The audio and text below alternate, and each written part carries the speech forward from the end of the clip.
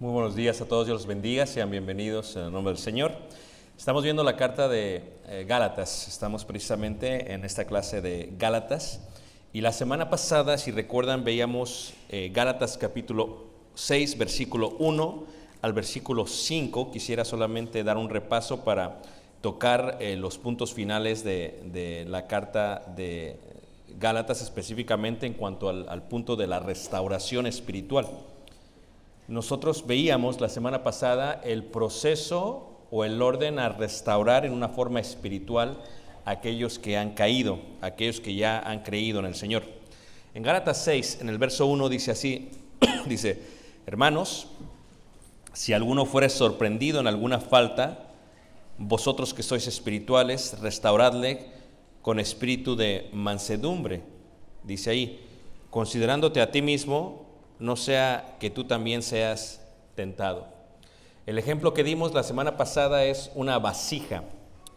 Lo que hablamos es lo que significaba la palabra falta. Y también vimos lo que significaba la palabra restaurarle o restauración en la palabra griega. Una falta, vimos, significa dar un paso en falso, significa caerse, resbalarse, traspasar, pecar o deslizarse, es lo que significa una falta. Y luego vimos lo que significa la palabra restaurar. Esto es, si alguien se ha caído, lo comparamos con una jarra de barro que se cae, se destroza, pues la palabra restauración era utilizada en el primer siglo para decir, vamos a juntar otra vez, vamos a compactar aquello que se cayó, vamos a llevarlo al estado original. Vamos a volverlo a perfeccionar para que pueda volver a ser utilizado. Y es precisamente lo que significa la palabra restaurar. Cuando veíamos pues la palabra restauración y específicamente el proceso de restauración, hay un proceso que nos da la Biblia cómo podemos llevar a cabo esto. Si alguien se ha deslizado, ha caído, se ha destrozado, hay un proceso en que puede ser restaurado. Veíamos también la semana pasada la diferencia entre restaurar y remodelar, ¿ok? Remodelar es solamente por encima hacer ver bien. Pintar una casa sin tener que reemplazar las partes que están corrompidas o destruidas de adentro. Significaría poner una cara en algo que ya está mal. Eso es remodelar.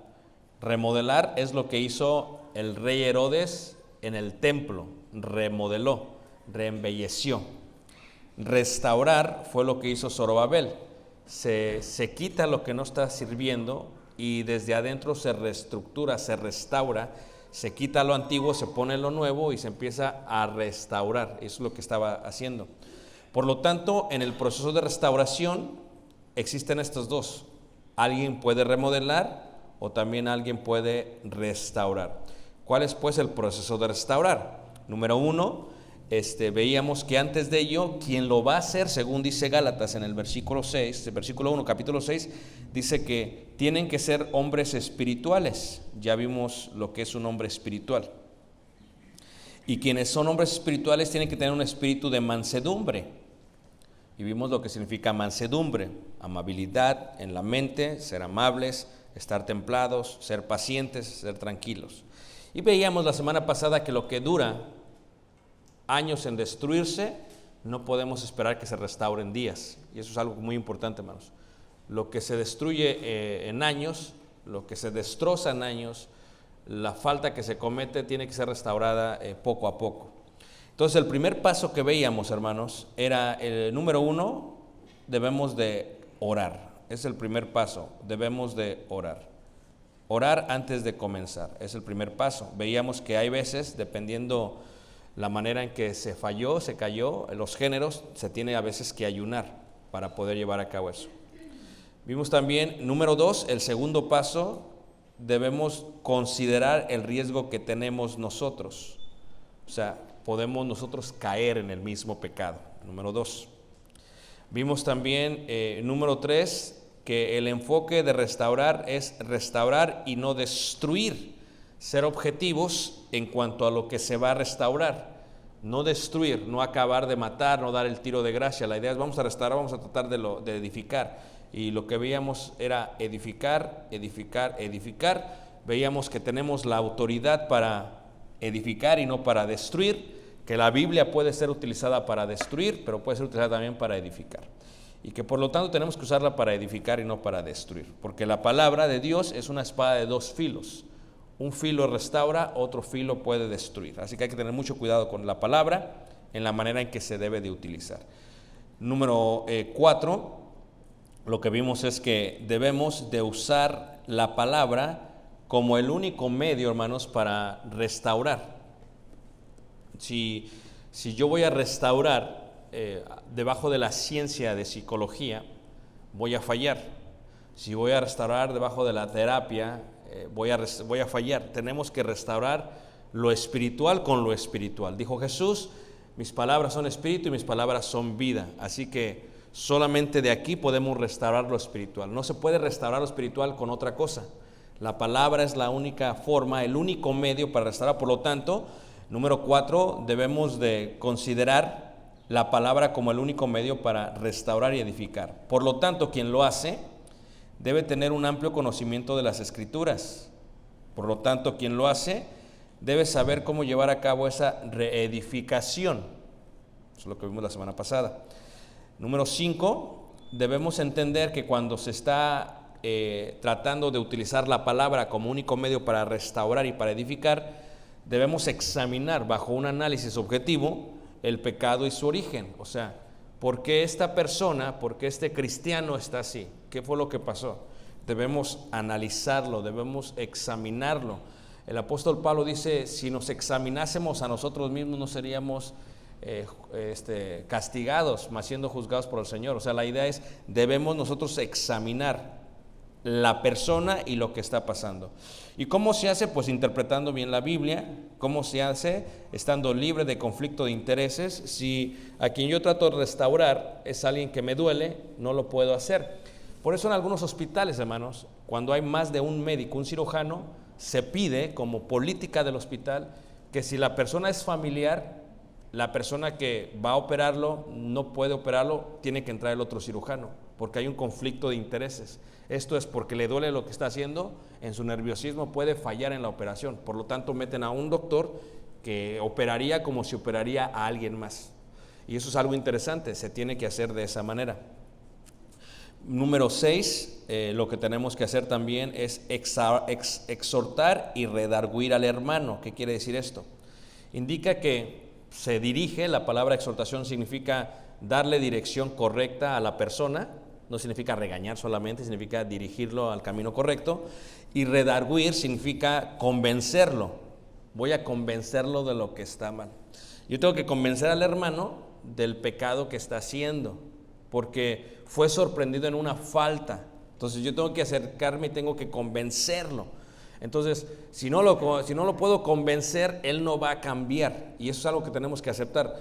No podemos convencer a todos. Por eso uno de los principios y uno de los requisitos para el que va a ser anciano es que pueda no solamente tener la sana doctrina, pero que pueda también convencer a los que se oponen. Entonces, ¿cómo voy a convencer a alguien? Hay veces no convences, hermano. Hay veces no convences. Hay veces hay gente que no puede ser restaurada porque no se convence de su pecado. Entonces, como dice la palabra, el pecado ahí permanece. Tiene que ser convencida, tiene que rechazar el pecado y por lo tanto tiene que empezar a cambiar, ¿verdad? ¿Y cómo se hace? Pues se puede exhortar cuando se compara el pecado de tal hermano con la Biblia, diciendo que este pecado es muy similar a este, mira cómo lo trataron los apóstoles.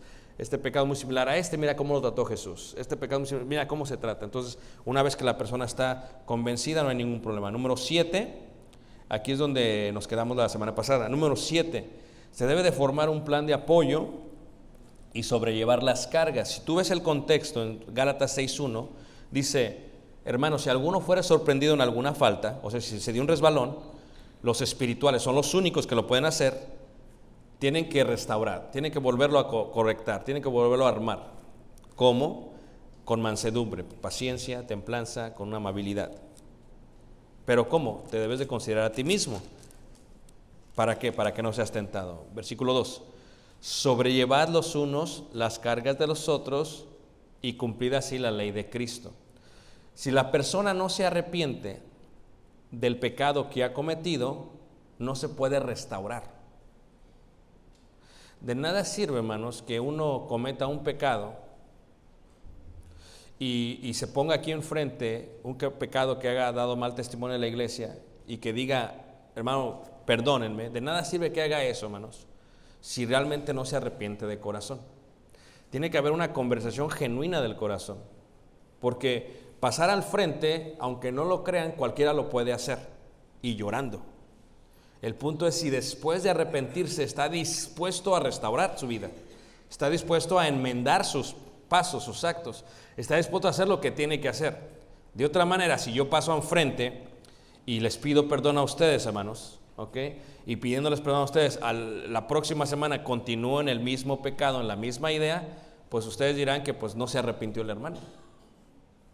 ¿Sí me entienden? Entonces, una persona que se arrepiente genuinamente, lo primero es acepta el pecado. Número 2, una persona que hace eso, se pone bien con Dios primero, se pone bien con aquellos que ofendió, o se pone bien con la iglesia y se la ofendió, y entonces empieza. Ahora, ya aquí hay algo que si realmente esta persona se arrepintió y quiere hacer las cosas bien, ahora debemos de ayudarle. Pero una persona, hay veces se arrepiente, se pone bien con la iglesia y todavía está en su, decimos en México, en su macho, aferrado a su caballo, que no estoy mal, sigue caminando y no estoy mal. Entonces, ¿para qué pasaste enfrente?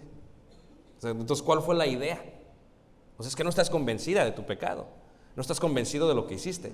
Porque si estuvieras convencido, entonces yo estoy dispuesto a ayudarle. Como hermanos, como iglesia, si alguien se arrepiente, tenemos la responsabilidad de ayudarles. Y los que son espirituales tienen que cargar esa carga con esa persona. ¿Okay? Entonces, cuando dice sobrellevad los unos las cargas de los otros, Cristo llevó nuestros pecados, ¿estamos de acuerdo? Pagó por nosotros, cargó la cruz, sí. Entonces, ¿cuál es la ley de Cristo? Que Él cargó nuestros pecados, que fue paso a paso con nosotros y que al final del día Él pagó por nosotros. Nosotros, si hay alguien que realmente, genuinamente está arrepentido, lo primero que vemos es un arrepentimiento genuino. Y a veces no necesitas lágrimas para que alguien se arrepienta, hermanos. Créanlo, en los 20 años que tengo predicando, hermanos, he visto muchas lágrimas mentirosas. ¿Okay? La Biblia lo dice acerca de Esaú, que aún llorando ni se arrepintió, fue un profano. O sea que las lágrimas no declaran el arrepentimiento de alguien. Lo que declara el arrepentimiento de alguien, hermanos, es cuando se arrepiente, lo que hace después de ello. O sea, que empieza a cambiar. ¿Sabes qué? Hice mal. O sea, ¿cómo empiezo a restaurar? Déjate ayudo. Vas a restaurar haciendo esto. Vas a restaurar así. Ese es el plan. Entonces, la persona se somete al espiritual, porque el espiritual se ha sometido. Mansedumbre significa someterse a la voluntad de Dios. No necesita someterse y necesita que alguien lleve el yugo con él. Déjate ayudo, te enseño qué es lo que significa someterse. Pero si esta persona rechaza ello, no hay nada que se pueda hacer, hermanos. No hay nada, créanlo. Y ahí es lo que quiere decir Dios cuando Dios dice que resiste al soberbio y da gracia al humilde. ¿Cuándo? ¿Antes del bautismo? Sí. ¿Cuándo? Aún después del bautismo. La humildad, hermanos, es necesaria para poder caminar con Dios. Ahora, sobrellevar los unos las cargas de los otros y cumplir así la ley de Cristo, hermanos, eso es lo que está pidiendo Dios. Entonces, yo debo de sobrellevar la carga con aquella persona, ¿verdad? Debo de plantear un plan, ¿verdad? De estudio, de oración, de ayuno y de práctica, hermanos. Es alguien que te va a llevar a un lado. Pero requiere, hermanos, que la persona que lo quiera hacer, lo pida también. Ustedes deben de entender, hermanos, que el que necesita la restauración es aquel. Y esa persona, si quiere poner las piezas en su lugar, debe de anhelar, como un sediento anhela el agua. ¿Sabes qué, hermano? A ver, ¿cómo quedamos en esto? A ver, hermano, ayúdame con esto. A ver, hermano, ¿qué pasó con esto? Hablamos de esto, pero... Y de esa manera los dos están llevando la carga. El que necesita ser ayudado y el que le ayuda.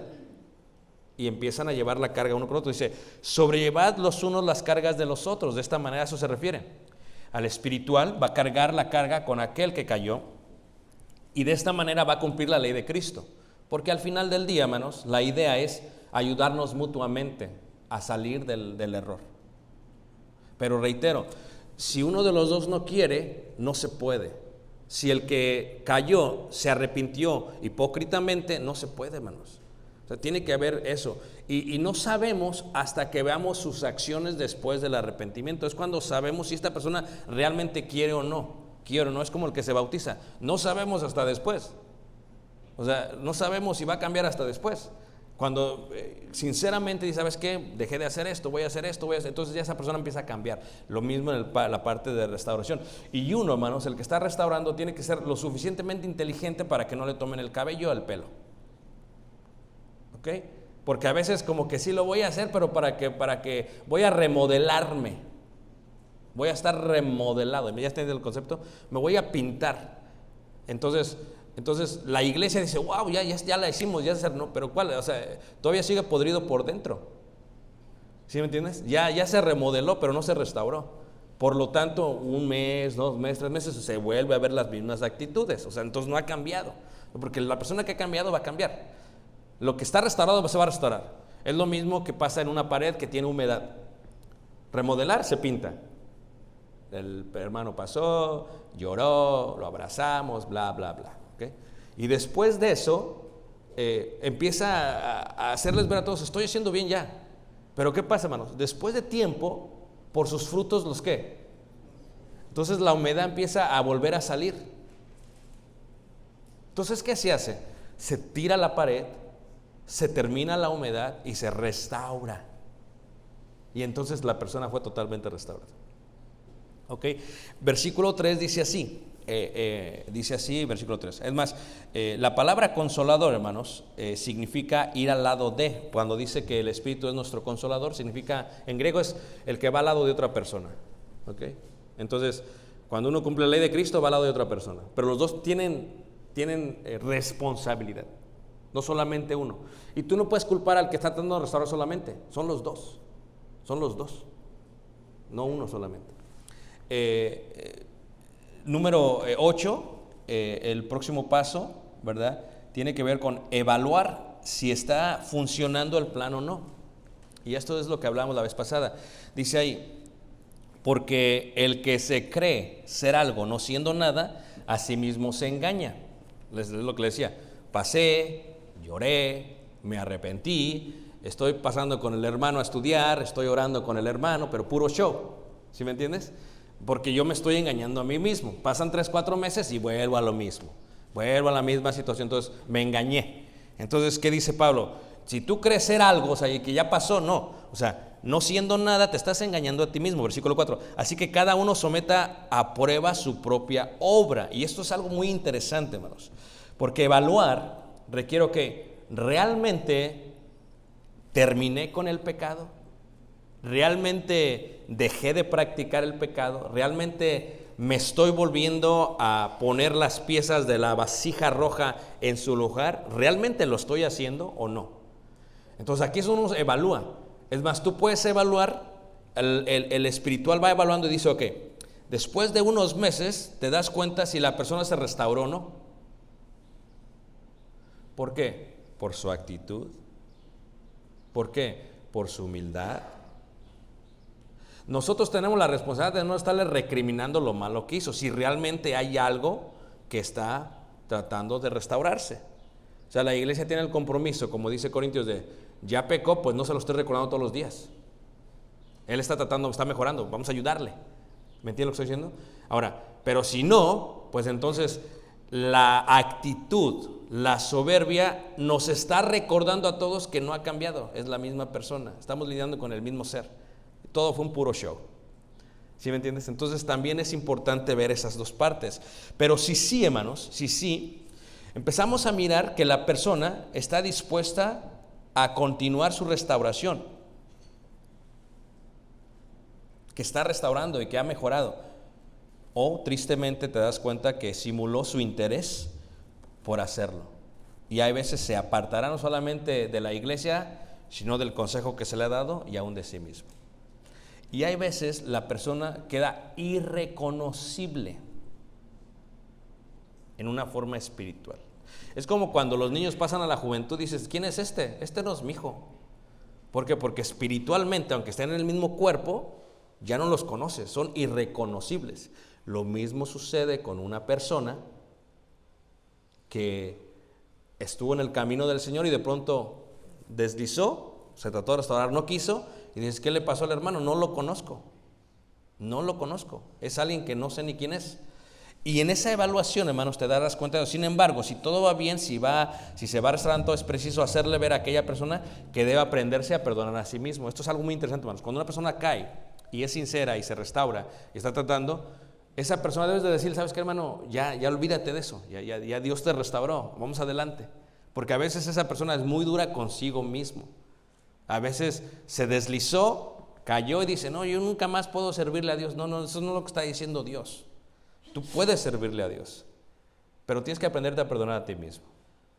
Ya la iglesia se ha dado cuenta que has tenido la mejor intención con el Señor. Entonces sigamos adelante, vayamos al fin. Entonces la iglesia tiene que entender eso. Es preciso hacerle ver a esa persona que se perdone a sí mismo, porque si no, la tristeza lo puede destruir. Ustedes ven a Judas, por ejemplo, la tristeza lo destruyó, hermanos. Lo destruyó. Y hay veces mucha gente se va de la iglesia tristemente porque no se perdonó a sí mismo, o porque la iglesia le siguió recriminando lo que ya Dios le había perdonado. Entonces ese es un paso muy interesante que debemos de meditar. Número 9, hermanos, llevar la carga reconociendo nuestra responsabilidad. ¿Okay? Dice así que cada uno someta a prueba su propia obra, y entonces tendrá motivo de gloriarse solo respecto de sí mismo y no en otro, porque cada uno llevará su propia ¿qué? Carga. Fíjate cómo es el número 9, hermanos. Quiero explicarlo de esta manera, ¿ok? Yo les decía que uno tiene que ser muy sincero, ¿ok? Estamos lidiando con almas eternas. Estamos lidiando con un doctor cuando es dentista y lidia con los dientes, se equivoca, saca la muela equivocada, ¿no? Se equivocó, pero pues la muela es la muela, hermanos. Okay. Un doctor, un cirujano está lidiando con algo y resulta que saca el órgano equivocado, pero es un órgano, es polvo, se va a la tierra. Nosotros, hermanos, estamos lidiando con algo eterno, con la eternidad, no con algo temporal. Entonces, por ello es muy importante que los que estamos tratando de restaurar seamos primero sinceros con nosotros mismos y con Dios, y que nosotros tengamos el temor de Dios también. Porque si yo me equivoco, hermanos, estoy mandando literalmente al infierno a alguien. Si yo me equivoco. ¿A qué quiere decir esto? Lo mismo hicieron los fariseos. Dice, recorréis mar y tierra para tener hijos y los haces doblemente hijos del infierno. Entonces, lo que yo hago, hermanos, el consejo que yo doy tiene peso. Porque la palabra la puedo usar para destruir o para edificar. Ahora, si yo me equivoco contigo y me equivoco en la Trinidad. Yo tengo cargo de condenación. No os hagáis muchos maestros. Dice, ¿para qué? Para que no recibáis mayor condenación. Si yo me equivoco, me equivoco. En el caso de restaurar a alguien, hermano, si yo me equivoco, y este es uno de los pesos más grandes que yo tengo como ser humano y como cristiano y como predicador, si yo me equivoco, hermanos, hay veces no voy a saber si me equivoqué hasta que pasan los meses, o a veces hasta que pasan los años, si yo me equivoco. Porque tú puedes decir, no, pues él fue el que le dijo, yo ya no metí mano. Pero si es lo mismo que pasa con un doctor, está operando y se equivoca y se le muere el paciente, pero el paciente se muere y ahí quedó. Pero si nosotros nos equivocamos, es la eternidad. Ahora, cuando esto sucede, hermanos, debe de haber una sincera conciencia para con Dios y un temor. Si yo no le temo a Dios, hermanos, pues no me va a importar lo que les pase a ustedes. Les voy a dar el consejo que yo pienso que esté bien, pero porque le temo a Dios y porque sé que soy responsable de lo que les aconsejo a ustedes, entonces tengo que asegurarme de aconsejar solamente lo que Él dice la palabra y esperar en que sea Dios el que lo resuelva. ¿Me entiendes? O sea, no es a la carrera, voy a decirte lo que dice Dios. A veces no va a dar su fruto en un año, pero va a pasar. Y ha pasado, hermanos, confieso esto entre ustedes, ha pasado que a veces voy manejando, estoy predicando en algún otro lugar, estoy meditando y me pongo a pensar, ¿habré cometido un error con esta persona? Sinceramente, a veces me pasa y dije, híjole, a lo mejor lo hubiéramos hecho así o lo hubiéramos hecho asá. Y lo que yo te decía es que eso que yo hago, hermanos, tenemos que darle gracias a Dios que todavía puedo hacer eso. Porque mi conciencia podría estar cauterizada, ya no sentiría. Y me vale, como dicen ahí, me vale, pues. Pero porque no me vale, todavía hago ese análisis. Y hay veces, hermanos, no lo sé y a veces no lo sabré hasta el día final. Entonces, ¿qué sucede con esto?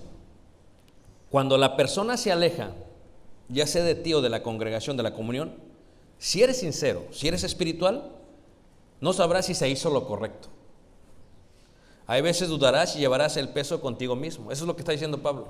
Yo llevo el peso de eso, hermano. Lo que yo decidí, yo llevo el peso. No tú, yo lo llevo. Y dice, en este sentido Pablo dice, cada uno someta a prueba su propia ¿qué? Obra. ¿Esto realmente se restauró bien o destruimos aquel ser? Y sí me ha pasado que ha habido personas, algunas no me dicen nada, no hay problema, yo aguanto la carrilla. Pero ha pasado gente, hermanos, que pensé que me equivoqué y ellos mismos me han agradecido. ¿Sabes qué, hermano? Gracias, porque si no hubieras hecho lo que hiciste, quién sabe dónde estaría. Pero ha habido gente que no dice nada. Entonces ese peso lo lleva uno. Este peso de culpa y responsabilidad, cuando no se ven los resultados, es uno que muchas veces peleamos contra nosotros mismos. Es uno que es difícil superar y que solo el tiempo con Dios en su reflexión podremos llegar a tranquilizar nuestras almas. Porque pasan los días, pasan los meses, pasan los años y dices, híjole, no me habré equivocado, no habré sido muy duro. Entonces yo tengo que regresar más. Uno va agarrando experiencia en el ministerio y dice, ok, tengo que regresar para decir, Señor, tomé esto en ese tiempo, con la madurez que yo tenía y con el conocimiento que tú me habías dado, lo tomé basado en esto. Y lo que yo he aprendido en la vida, hermanos, que a través de los años, debes de tú, basado en el conocimiento que Dios te da, aplicarlo, aunque duela, hermanos. Aplicarlo aunque duela. ¿Verdad? Me dice la doctora, te va a doler, Ricardo. It's going to hurt. Le digo, pues ni modo. Y saca la aguja, la jeringa y la inyecta, hermanos. Y duele. Y luego, pero si no hace eso, quitarme la muela, sin eso dolería más. Entonces, cuando nosotros aplicamos la palabra, mi palabra para ti es, it is going to hurt. Va a doler. Y tú dices, pero si no lo hacemos, va a doler más. ¿Sí captas? Entonces, en esta reflexión, tenemos que aplicar lo que es y esperar en Dios. Para decir, Señor, yo hice lo que yo entendí que tú querías que hiciera. Si me equivoqué, yo tengo que dar cuentas por eso. Pero si no me equivoqué, a su tiempo lo vamos a ver. Es lo que dice, cada uno someta a prueba su propia ¿qué? Obra. O sea, si yo te restauré, la pregunta que tú tendrías es, ¿fue muy duro lo que pasamos? No, sí, hermano, te pasaste. Pues es que era una jeringa. ¿Qué quieres que haga? Fue muy duro, sí, hermano, la verdad. Pero muchos dirían, gracias, hermano, por lo que me dijiste. Gracias por lo que hiciste. Y muchos ni les importaría. Pero no sabemos, cada uno someta a prueba su propia ¿qué? Obra. Ahora, si sí resulta que sí se restauró bien, dice, y entonces tendrá motivo de gloriarse, pero solo que respecto de sí mismo. No es como que yo ya restauré y no. O sea, no podemos hacer eso. No se puede uno gloriar de esa manera. ¿Ok? Ahora, pero al otro, al que está siendo restaurado, dice, pero cada uno llevará su propia carga. ¿Sí me entienden esta parte, hermanos? Levanten la mano si me están entendiendo, hermanos.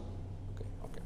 Entonces, ahora entramos a la parte de los que nos están restaurando. ¿Ok?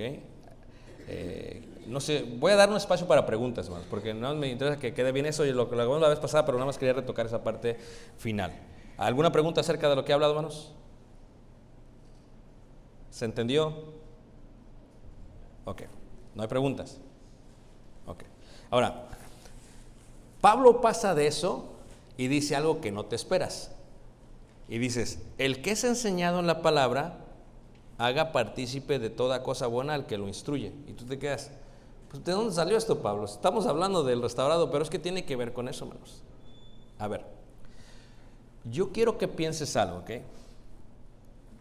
Si tu mente, si tu alma fuera un cajón, hablo con una capacidad de espacio, de mesura, de medidas. O a los jóvenes, si tu alma, si tu mente fuere un hard drive, un hard disk, con una capacidad de gigabytes. ¿Todos me están siguiendo, hermanos? Los cajones estoy hablándole a las dos generaciones, ¿ok? Y si alguien no me entiende, pues no sé cómo explicarte, ¿ok? En la forma espiritual, cuando tú vienes a Cristo, tienes solamente unas playeritas ahí. Y solamente tienes algunos expedientes ahí cuando tú vienes a Cristo. Ahora, lo que está diciendo Pablo es, mientras tú estás llenando tu espíritu, tu mente, mientras tú estás caminando con Dios, hay alguien que te está llenando todo eso. Y a veces tú ni sabes lo que has recibido hasta después de tiempo. Dices, pues ¿cómo? Pues venimos una hora el miércoles y dices, pues quién sabe. Pero esa hora que viniste fue así como un expediente o como un par de calcetines. Tú no lo sabes. Pero ya cuando va pasando el tiempo, más pasan los días, las semanas, los meses, los años, dices, o sea, como que ya tengo bien lleno mi cajón. ¿Cómo se llenó? ¿Quién sabe? O ya te dice la memoria, ya no hay capacidad. ¿Todos me están siguiendo, hermanos? Entonces Pablo lo que está diciendo, hermanos, es que ese camino no lo hiciste solo. Dios lo hizo porque Dios fue el que dio el crecimiento. Pero Pablo lo que hace referencia es, pero Dios utilizó colaboradores.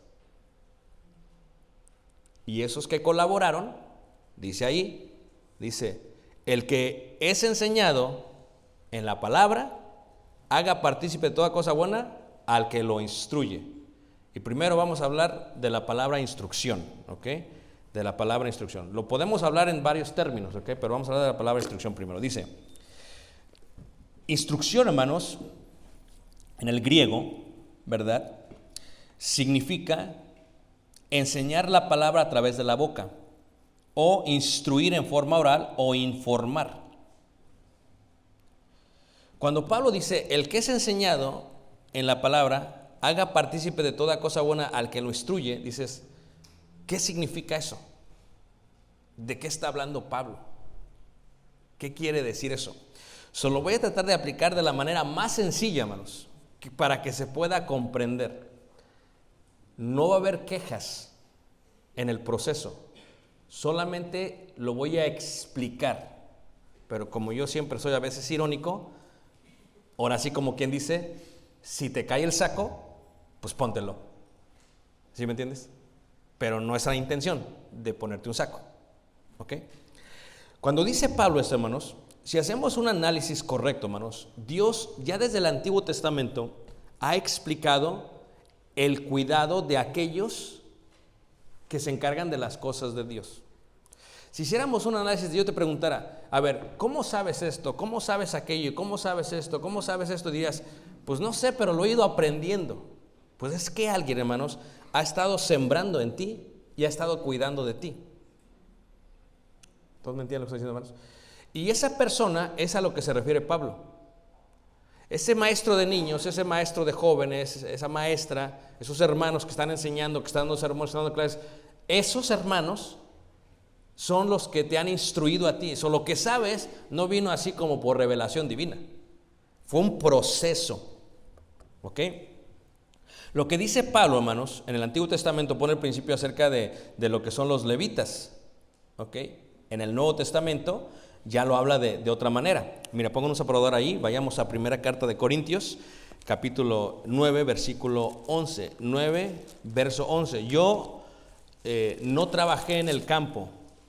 Tuve la experiencia de ir al campo a sembrar. Tuve la experiencia de ir al campo a cosechar. Pero no trabajé en el campo. No soy una persona de campo, ¿ok? Soy una persona de ciudad. Pero esas experiencias que tuvimos en el campo me ayudaron a comprender lo que dice Pablo en cuanto a esto, ¿ok? Ahora, Pablo, desde el Antiguo Testamento, en Deuteronomio 25, versículo 4, dice, no pondrás bozal al buey que trilla. Levante la mano, ¿quién no entiende lo que acabo de decir, hermanos? Levanten, sean sinceros, porque no son de rancho. La Biblia se escribió para gente de rancho, no para gente culta como ustedes. Ok, a ver, levante la mano, ¿quién es una persona de rancho que usó guaraches y ándele? Ahí están los guarachudos, ok. ¿Qué significa bozal? ¿Qué significa bozal? A ver, la gente que es de rancho, porque los demás no entendieron. Yo lo puedo explicar, pero les voy a dar la oportunidad. ¿Qué significa bozal? ¿Qué significa bozal? Un pedazo de tela, por decir, moldeado de la boca. ¿A la boca? Donde no deja entrar, digamos, una persona enferma, no entra todo. Ok. Ok, es que si el animal no le pones bozal, hermano, se come lo que no se debe de comer. ¿Estamos de acuerdo? Como mi abuelito que le gritaba a los burros porque se metían al granero y se comían los olotes. Y le gritaba. ¿Ah? Bueno, sí, pero es que ya los habíamos desgranado, hermano. Y aunque no crean, se comían los olotes y los usábamos para tallarnos el cuerpo. Entonces, eso es el bozal. Entonces dice ahí la escritura, no pondrás bozal al buey que trilla. Y dices, ¿de qué quiere decir esto? Que el animal, el buey, que está trabajando en la tierra, debes de quitarle el bozal para que pueda comer ¿de qué? De lo que está trillando. Deuteronomio 25:4. Pablo dice, porque en la ley de Moisés está escrito, no pondrás bozal al buey que trilla. La pregunta sería esta, dice Pablo, ¿tiene Dios cuidado de los bueyes? ¿Tiene Dios cuidado de los bueyes, hermanos? ¿Ustedes qué piensan? Sí. Pero lo dice, o lo dice enteramente por nosotros. O sea, dice, Dios dio ese mensaje en el Antiguo Testamento para los que se dedican a esto. Y lleva mucho tiempo, hermanos. Parece como que es algo sencillo. Mira, cuando uno tiene tiempo predicando, hermanos, o enseñando, y tú eres un predicador, puede tener elocuencia, pero nada de contenido. La elocuencia, hermanos, es un don. El contenido se obtiene estudiando. ¿Ok? El contenido, hermanos, requiere mucho trabajo. Parece algo sencillo, pero requiere mucho trabajo. Como le dije yo a aquel que me hizo una resonancia ahí, que me hizo ahí un MRI, me metieron ahí al tubo. Y le dije, y luego me llegó el $5,000, no sé, dólares. Dije, Dios mío. En menos de 5 minutos hizo 5,000. Entonces yo le dije, a ver, espérame tantito. Le digo, ¿por qué me estás cobrando 5,000? Dices que tengo que pagar por la máquina. Sí, pero pues mucho, ¿no? Ya la pagaron con tantos 5,000. Dice, no, sí, ya la pagamos. Dice, pero también tenemos que pagar a la que la está usando. ¿Y eso qué? Dice, es que, ¿le entiendes tú a esto? Y le digo, pues ahí está pues eso yo, ¿no? ¿Sí ves? Entonces, muchos de nosotros, cuando agarramos la Biblia, así vemos la Biblia. Dices, ese soy yo, espérate. No le entendemos nada, hermanos. Entonces, ¿qué necesitas? Que alguien que estudió la Biblia te diga, ¿sabes qué? Aquí quiere decir que tienes una fractura. ¿Usted la puede ver, la fractura? Sí, ahí veo como que esta es la fractura. Y si ve esto que está acá y esto que está acá, ¿sí me está entendiendo? Y dices, no, pues yo sigo su consejo. Entonces te está guiando. Entonces, esa que llena tu cajón y que llena tu memoria, esa persona, dice Pablo, tienes que considerarlos. Porque si no existieran, no supiéramos nada. Tu cajón seguiría vacío. Y lo que tú sabes, no digas que lo aprendiste solo. Entonces, ¿qué está diciendo Pablo? Dice Pablo ahí, Pablo dice así en el versículo 11, pues por nosotros escribió, porque con esperanza de arar el que hará y el que trilla con esperanza de recibir el fruto. Eso de esperanza, hermanos, tú no lo entiendes hasta que tú lo vives. Mira, por ejemplo, Yesenia me dio un cinnamon. ¿Saben qué es un cinnamon? Es un cinnamon roll de la compañía de cinnamon. Estaba delicioso, hermanos. Con esto no estoy diciendo que no me dé otro, pero sí que me lo puede dar. ¿Ok? Ese detalle, hermanos, cuando yo le digo a Yesenia, mija, ¿cuánto saca? No, hermano, va. Ese detalle es participar de toda cosa buena al que le instruye. ¿Todos me están siguiendo, hermanos? Entonces, es interesante que dice uno, el que está sembrando, hermanos, pone la semilla y estás esperando que crezca, y luego que dé fruto y luego que te lo comas. Con esperanza lo haces. En el Evangelio, tú siembras y a veces crecen, dan frutos y ni el fruto te quieren dar. Dicen, no, a ti no te doy mi fruto, este es mi fruto. ¿Sí me entiendes? Y hay veces otros que sí te dan. En este ejemplo lo que está diciendo Pablo es, uno lo hace con esperanza ¿de qué? De poder recoger lo que uno está tratando de sembrar. Versículo 11, si nosotros sembramos entre vosotros lo espiritual, es gran cosa si segaremos de vosotros lo material. Esa sería una pregunta. O sea, si yo siembro lo espiritual, es gran cosa, dice ahí el apóstol, cegar lo espiritual, porque el contexto de Gálatas es, si sembramos para la carne, de la carne cosecharemos corrupción. Si sembramos del espíritu, cosecharemos vida eterna. ¿Qué es lo que está diciendo Pablo? ¿Dónde estoy sembrando? ¿Qué estoy haciendo? O sea, estamos dispuestos, cuando salimos con alguien y lo queremos impresionar, a pagar una cena, cuando realmente no ha sembrado ni me ha ayudado espiritualmente nada. Pero no estamos dispuestos a hacerlo con el que sí me está ayudando. ¿Sí te das cuenta de lo que estoy diciendo, hermanos? Es interesante el concepto, hermanos, porque lo que está diciendo Pablo es que lo pone en medio después de la restauración. O sea, está diciendo, no se les olvide, hagan esto. Y luego dice uno, no, es que yo sí ayudo, yo sí soy bien copartícipe de las cosas buenas al hermano. Pero luego dice el apóstol Pablo en Gálatas, ahí mismo, en el capítulo 6, en el verso, Gálatas 6, en el verso, dice ahí, 7, dice, no os engañéis. Dios no puede ser, ¿qué, hermanos? Burlado. O sea, uno no se puede engañar. Uno no se puede engañar. O sea, sí, yo soy bien copartícipe de lo bueno con esta persona. Es más, yo le doy y la verdad que vive bien porque yo le doy. No os engañéis, dice Pablo.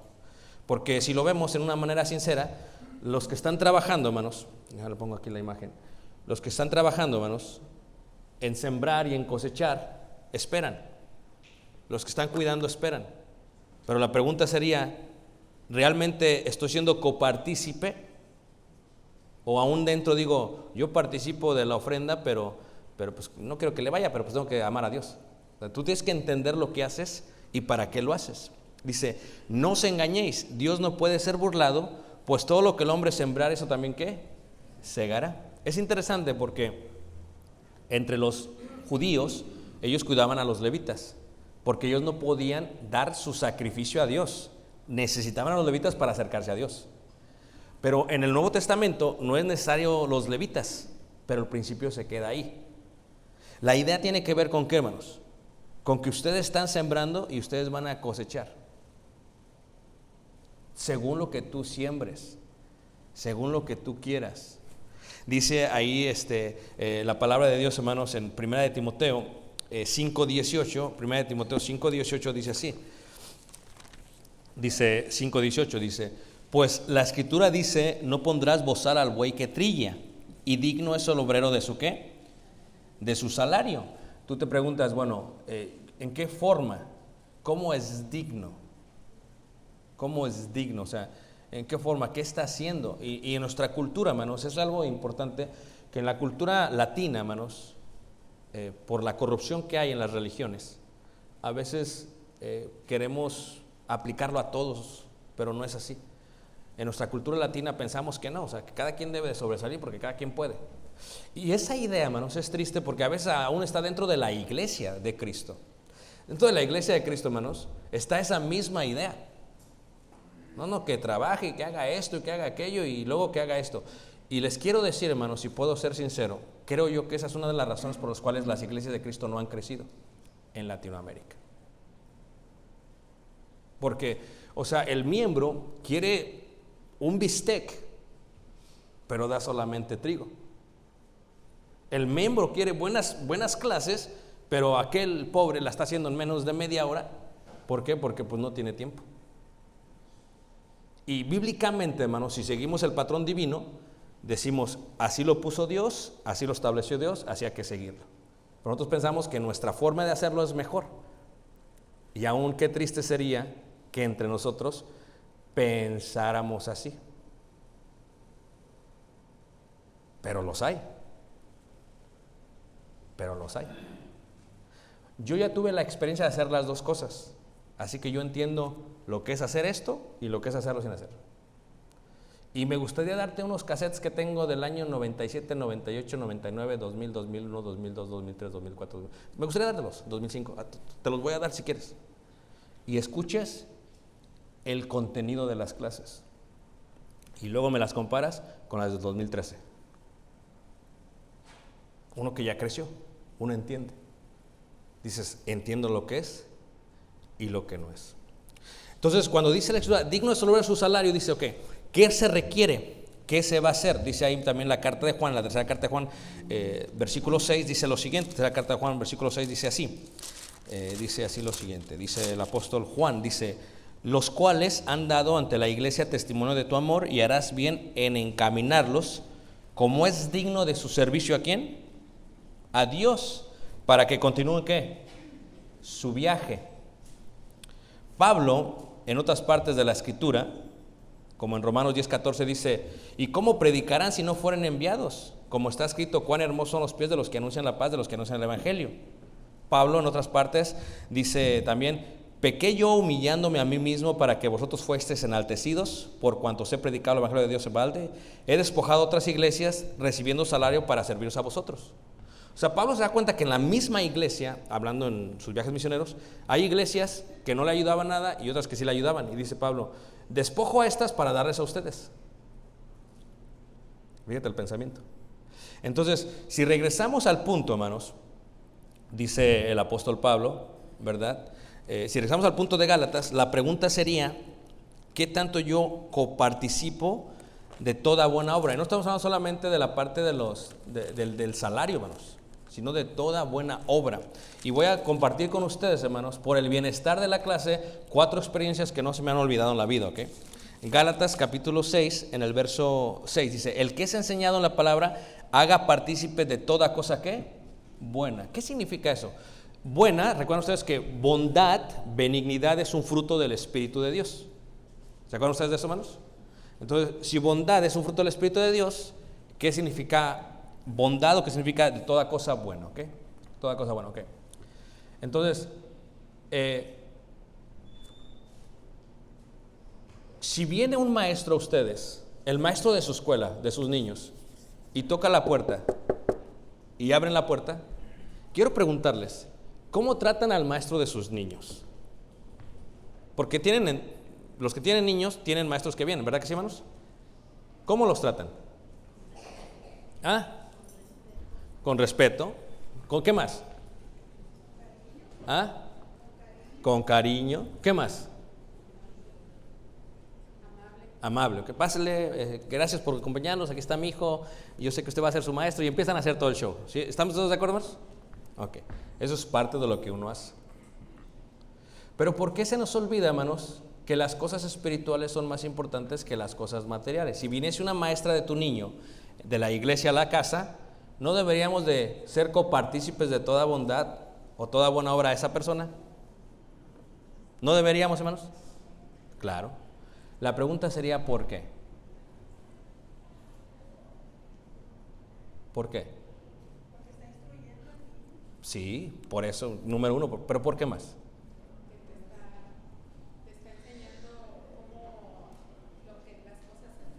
Sí, sí, pero ¿por qué? Por un futuro exitoso. Muy bien, pero ¿por qué?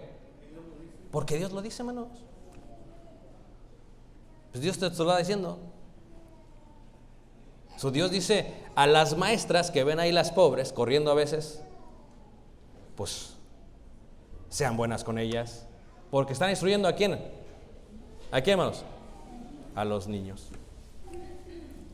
Y a los adultos, hermanos, pues también.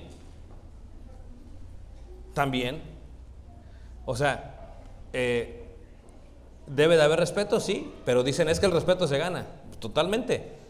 Pero también hay que entender lo que Dios está diciendo, hermanos. Y con esto acabo, estas 4 experiencias y la próxima semana terminaremos, ¿ok? Una experiencia que tuve, hermanos, de una hermana en México, aquí los puse porque los escribí en el libro, ¿ok? ¿Ok?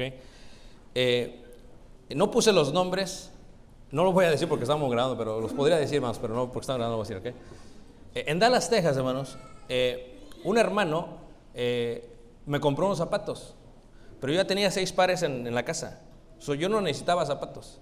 Entonces cuando me llevó a la tienda dije, no necesito zapatos, hermanos, yo tengo zapatos, no necesito zapatos, yo no necesito zapatos. Y ahí estuvimos casi debatiendo dónde está la tienda, ¿ok? Y me dice, escógete los que quieras. Digo, no, es que no. Y pasé a ver, no, pues dije, pues está insistiendo. Entonces, y luego me dijo, es que cuán hermosos son los pies de los que conocen el Evangelio. Permite, yo no puedo predicar, permite que yo te ponga los zapatos. Eso es toda cosa buena. Eso fue solamente en un fin de semana. Lo mismo ocurre en Ciudad de México. Otro hermano, quiero llevarlo a comprar zapatos. La misma idea, ¿por qué? Me dijo lo mismo, pero esa vez iba con Caleb. Entonces dice, pero hágame el favor de aceptarme los zapatos, no solamente los de ustedes, sino los de Tal y los de Caleb. Y dije, es que no necesitamos zapatos, hermanos, allá en la Payless están muy buenos, allá en la segunda. Dice, es que permítame.